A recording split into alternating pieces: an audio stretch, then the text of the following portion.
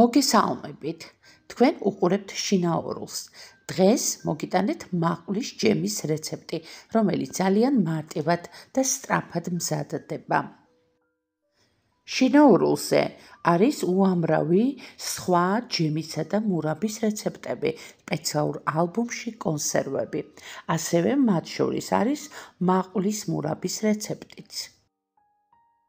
მაშასე პირველ რიგში გავრეცხოთ მაყვალი. მე მაქვს დაახლოებით 1,5 კილო მაყვალი, რომელსაც დავაყარე 800 გრამი შაქარი და ხელი საჭყლედით კარგად დავჭყლიდოთ. შაქართან ერთად არ ვამადებთ არც ერთ წვეთ წყალს. თავის წვენთან ერთად დავჭყლიდოთ კარგად, სანამ ყველა მაყვალი კარგად არ დაიჭყლიდება.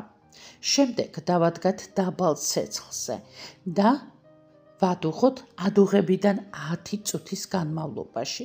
შემდეგ გავაჩეროთ 2-3 საათი.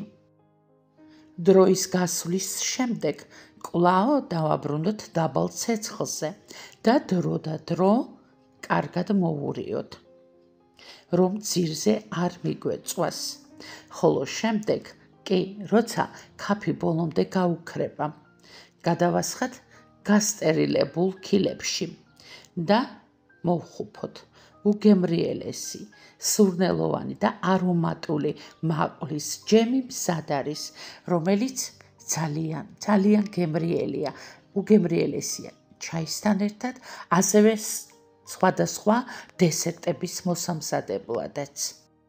შინაურულის არხზე იპოვით უამრავ მარტივ და სწრაფ დესერტს ჯემით მომზადებულს, ასე რომ აუცილებლად მოამზადეთ მაყულის სეზონზე ეს უგემრიელესი ჯემი. დღეს სულ ეს იყო. მადლობა რომ გიყურეთ. მომავალ მარტივ რეცეპტამდე.